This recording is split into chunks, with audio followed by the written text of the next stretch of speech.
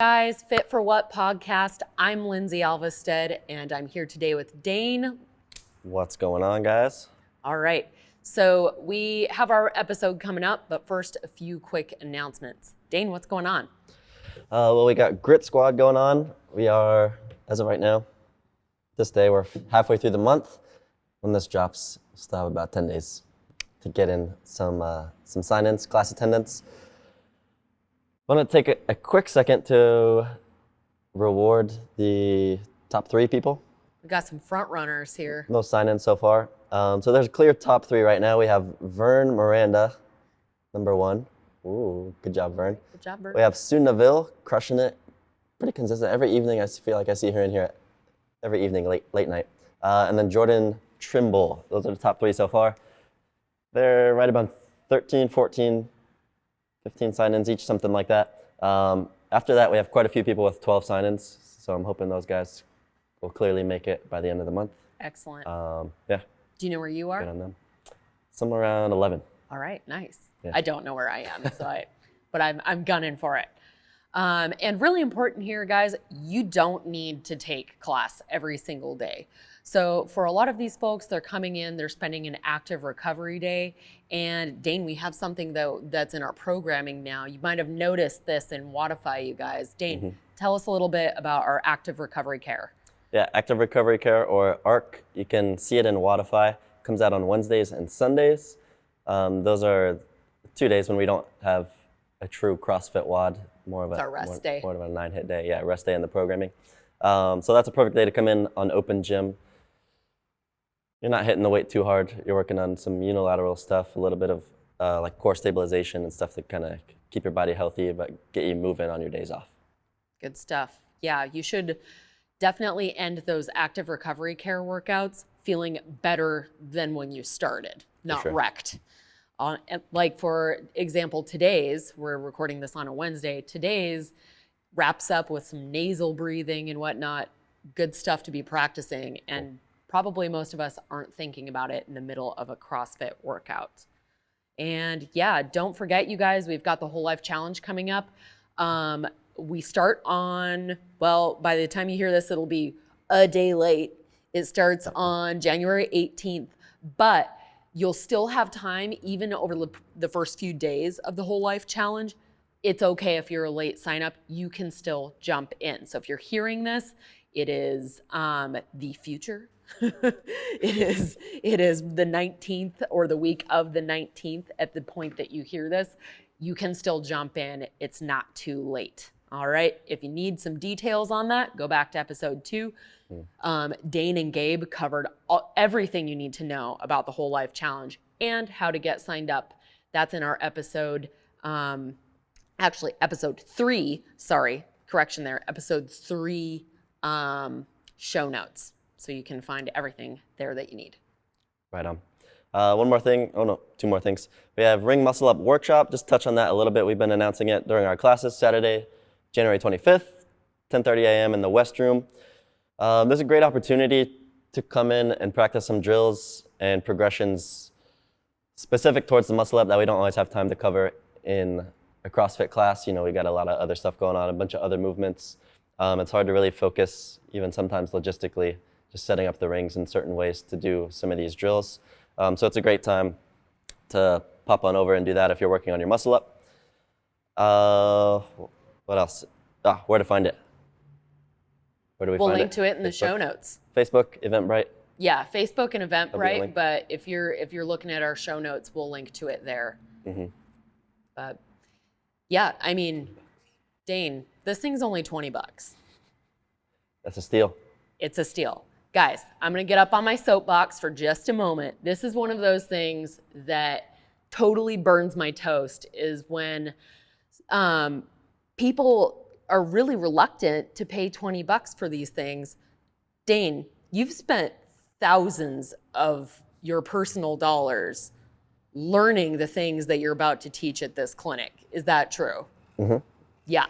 All right, guys, he's learning this from some of the best in the business at teaching muscle ups and these gymnastic skills. And he's turning around and he's giving it to our Niners in this setting, and it's a capped setting, so the quality is going to be there. $20 is a steal. $20 to get to do muscle ups, I'd pay that. That's just me. You gonna be there? Maybe I will.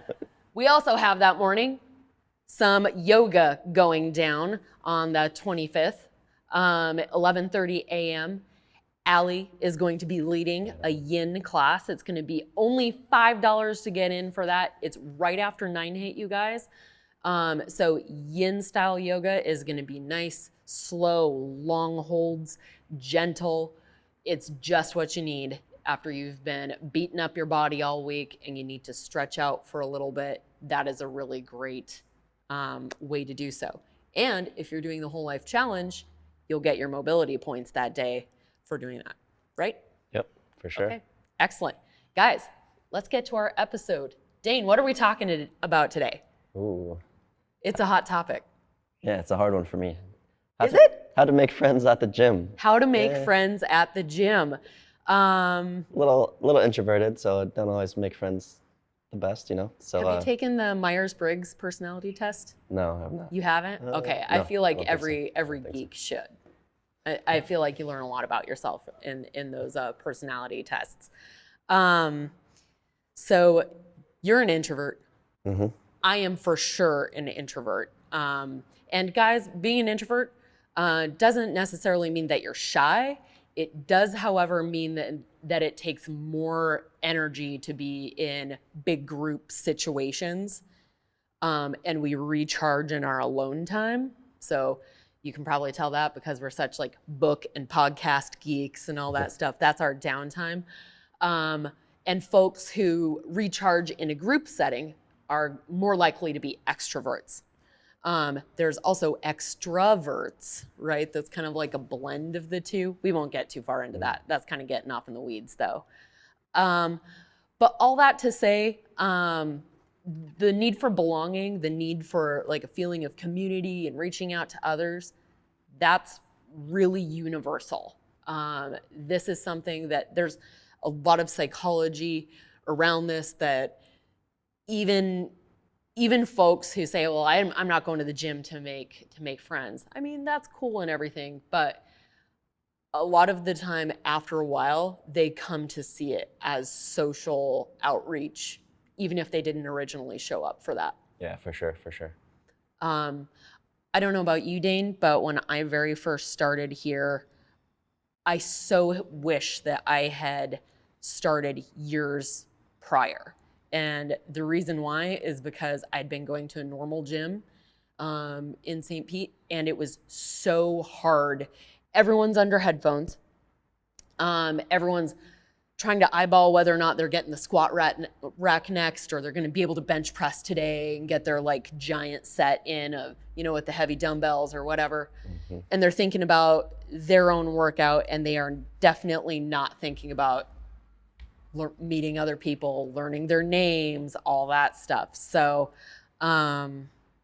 when I started here, I finally started to meet new people outside of work, and that was huge for me because I'm not from here originally, and I was kicking myself for not having started sooner. Mm-hmm. But tell me about your experience coming in. Yeah, for sure.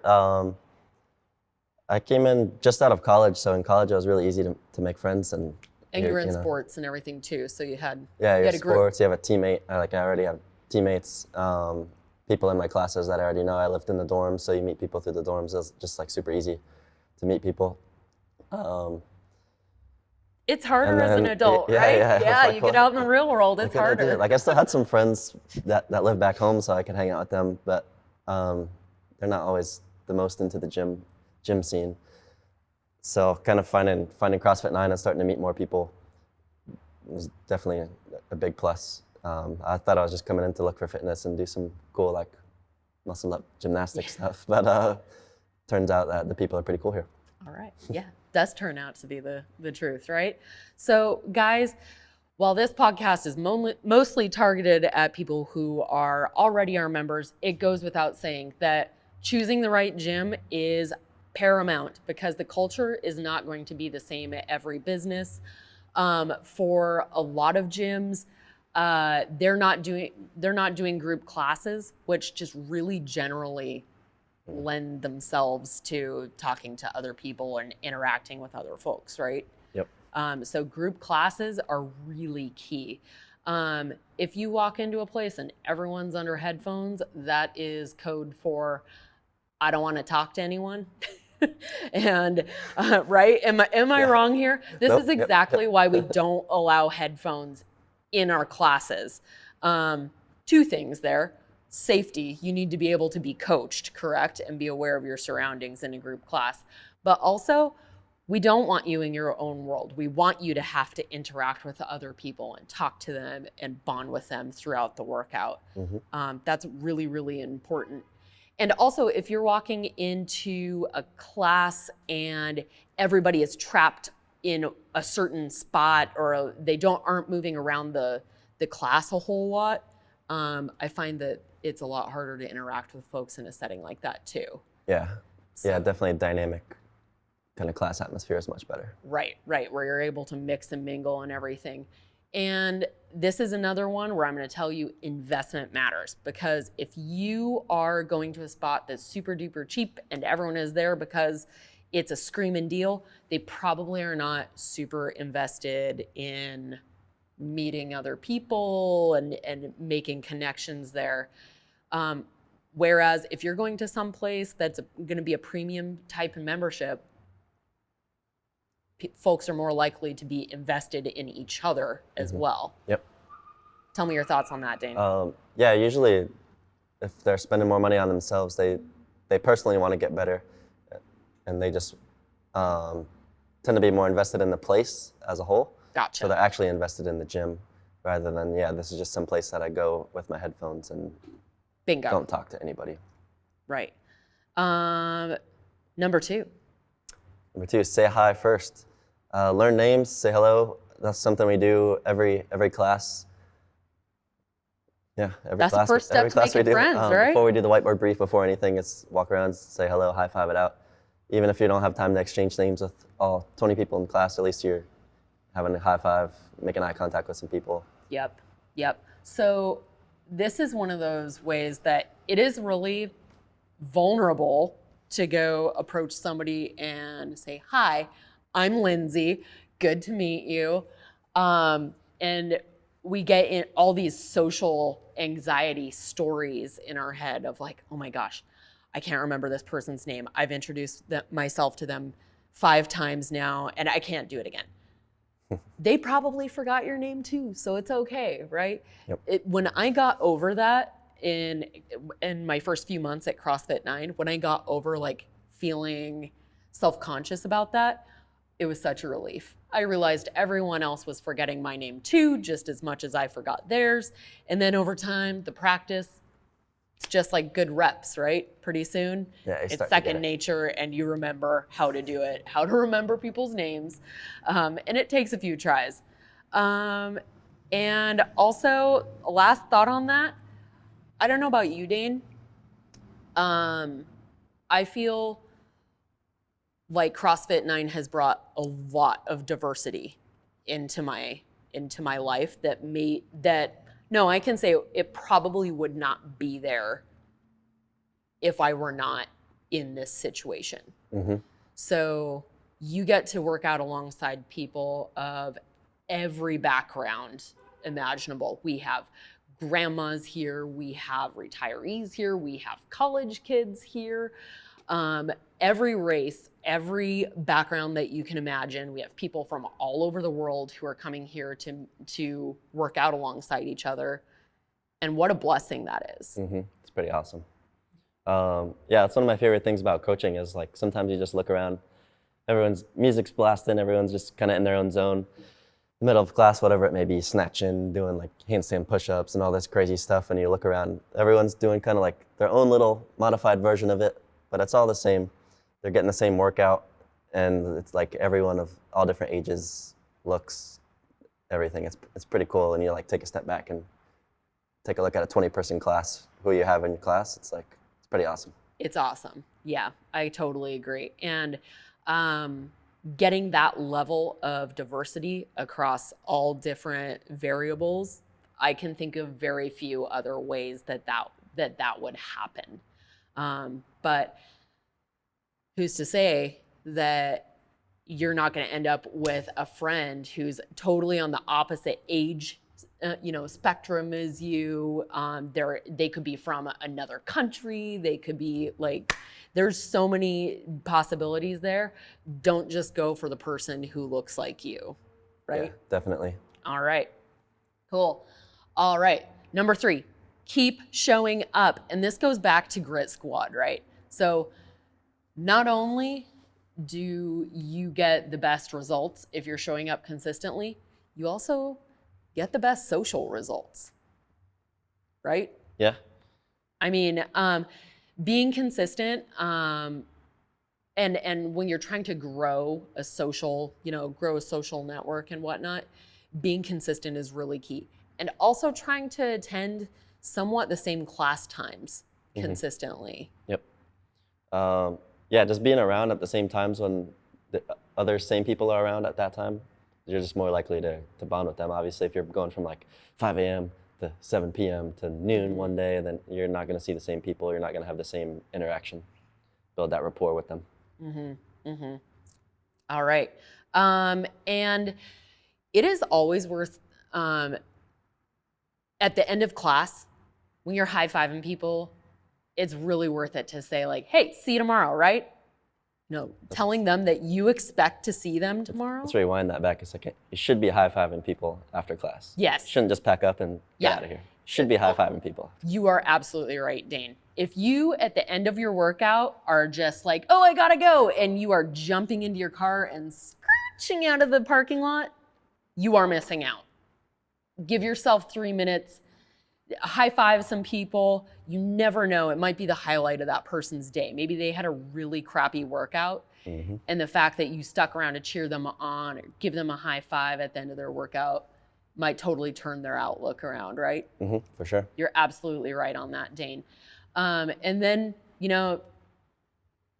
see you tomorrow is it's an accountability thing. Yep. You don't realize it, but you've just told that person you're expecting to see them tomorrow, correct? Exactly. And kind of tied to that, if you notice somebody missing from your classes, reach out and tell them that, hey, so-and-so, Dane, I haven't seen you in the noon class. You're usually there. What's going on, bro? Miss you there. Yep. That matters in a really big way. And I'm going to take a second I've told this story before, but I'm going to tell it again. So when I was a baby CrossFit Niner, I was an athlete. I was not a coach at that point. Jacqueline was taking classes alongside me in the noon class. And I had a couple weeks where I had my parents in town. I had some stuff going on. I was busy. I was tired, and I just didn't come to the gym for a few days. And again, I'm not from here, so aside from my job, I wasn't really accountable to showing up to anything. But when Jacqueline, my next class that I showed up, she put me on the spot. She's like, where have you been? We've missed you. And I have to tell you, I stepped into the bathroom and I straight on cried because it blew my mind that somebody expected me to show up. She was invested in seeing me there. And you bet your butt that I was at the next one and I didn't miss after that. And because I knew that somebody was keeping track of whether or not I showed up. So it does matter. But yeah, I get choked up telling that story. It's a good story. Yep, I love that one. So notice if people are missing, tell them. Yeah. Tell them you miss them. Might be trivial, they might just be lazy, they need an extra little kick to get into the gym, or they might have something going on and you can help them out or at least talk to them, be there for them. Agreed. Number 4, being vulnerable. We're getting into Brené Brown territory here, guys. If you haven't read Brené Brown, Daring Greatly, you need to. We'll link to that in the show notes, but it is one of my personal top reads. Love that book. Dane, have you read that book? I think I grazed through it briefly, but not too deeply. No one grazes Brene Brown, Dane. All right. Being vulnerable, being yourself, making sure that you really show up in a genuine way is going to make you feel seen, and like you're not having to put on airs to be here. You know what I mean? No one cares if you show up in, full on matching Lululemon and brand new Metcons, if you're a jerk, right? Yeah. Yeah, and it can start out easy, man. It's like, hey, that workout sucked. Like my handstand push-ups aren't quite there. Whatever it may be, something super simple, and then obviously you get a little more deeper than that over time. But yeah, right. Start small. Or maybe asking somebody for a tip on that. Yeah. My handstand push-ups, I really struggle with. Dane, yours are awesome. What words of advice you got for me? Yeah, what'd you do? Like, how'd you get good? What'd you practice? Blah, blah, blah, stuff like that. Start up some conversation. So that's an example of vulnerability, showing vulnerability, but an appropriate amount to start with. You do not want to dive in after a workout and I don't want to walk over to Dane and tell him my deepest, darkest fears. My deepest fear is being eaten by a shark, Dane. You're like, dang, this lady's crazy. Yeah, you would think I was crazy, right? So make sure you choose, don't dive in head first. Dip a toe in and then go from there, all right? Number 5, take it outside the box. Some good ways to do that. Follow each other on social media. We live in a day and age where, the Facebook algorithm will absolutely, suggest you as friends. Am I right? Yeah. If you've both been at CrossFit 9, it's only a matter of time until it suggests that. Yeah, definitely. Another thing is CrossFit 9 events. We have those every now and then. Try not to do them too often, because you'll see a few more on the calendar here. So much effort. It's hard. But yeah, we'll have another one coming up soon. Yep. It's always good to go to something that's outside of the gym, where we actually get to talk. The gym, we get to have quick conversations and whatnot, but something like that, it's really nice to go outside of this atmosphere, have a good conversation with somebody, and get to see a lot of your Niner friends. It's weird to see folks in their street clothes, though. It is weird. Half the time I don't recognize our members when I see them. Like, absolutely. That's what you look like? What?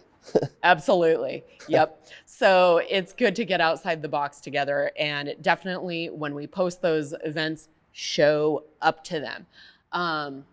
And also another one that a lot of folks forget about is interacting using our community group. So it is a secret group. You won't be able to search for it on Facebook, but if you want in, we'll have links in the show notes on how to do that. All right. But right on. Kind of recapping on that. 1, choose the right atmosphere, choose the right gym. You want a place where everyone's not under headphones, people are talking to each other, and yeah, there's social interaction, mixing and mingling happening, correct? And investment.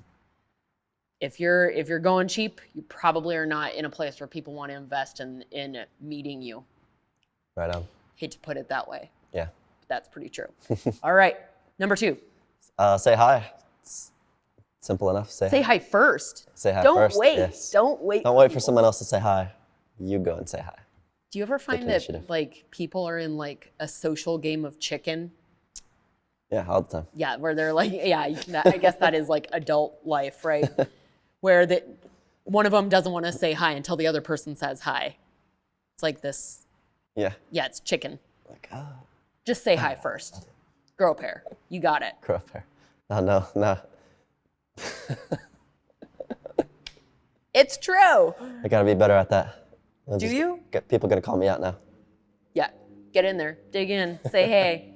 All right, good. Keep showing up. Be consistent. Tell your classmates you expect to see them tomorrow. And if you don't, call them out. Yeah, call them out. Be vulnerable, be yourself, be authentic.